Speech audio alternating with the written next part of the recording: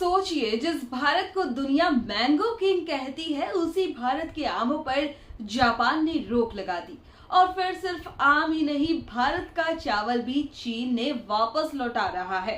अब सवाल ये है, क्या भारत की खेती पर दुनिया भरोसा खो रही है या इसके पीछे कोई और बड़ी कहानी छिपी है? आज इसी स्टोरी में हम जानेंगे कि आखिर जापान ने भारतीय आमों पर बैन क्यों लगाया, चीन ने चावल की खेप क्यों लौटाई और इसका असर किसानों की जेब से लेकर देश की अर्थव्यवस्था तक कितना बड़ा हो सकता है। जापान ने भारतीय आमों को क्यों रोका? भारत दुनिया का सबसे बड़ा आम उत्पादक देश है।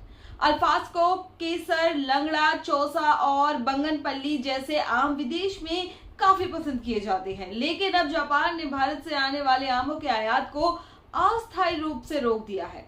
रिपोर्ट्स की माने तो जापानी अधिकारियों ने भारत के वेपर हीट ट्रीटमेंट यानी कि VHT सेंटरों की जांच की थी। यहीं आमों को एक्सपोर्ट से पहले कीट मुक्त किया जाता है। जांच में फ्यूमिगेशन और डिसइंफेक्शन प्रक्रिया में कुछ कमियां पाई गई। जापान को डर था कि फल मक्खी यानी फ्रूट फ्लाई जैसे कीट उनके कृषि तंत्र को नुकसान पहुंचा सकते हैं।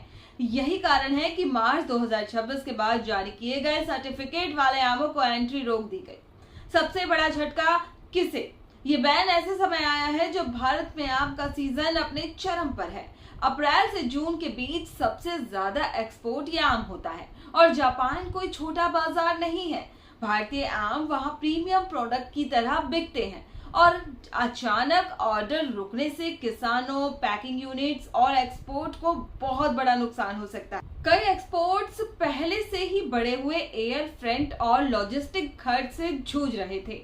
अब बैन ने उनकी परेशानी और बढ़ा दी है और अब चीन ने चावल भी लौटाया। इसी बीच खबरें सामने आई कि चीन ने भारत से भेजी गई कुछ नॉन बासमती चावल की खेपों को वापस लौटा दिया है। रिपोर्ट्स में दावा किया गया कि क्वालिटी और मानकों को लेकर आपत्तियां उठाई गई, जिससे कई कंटेनर अटक गए और कुछ वापस भेजे गए। अगर ऐसे लगातार होता है तो इसका असर सिर्फ व्यापार पर नहीं पड़ेगा, बल्कि भारत की कृषि निर्यात छवि पर भी पड़ सकता है।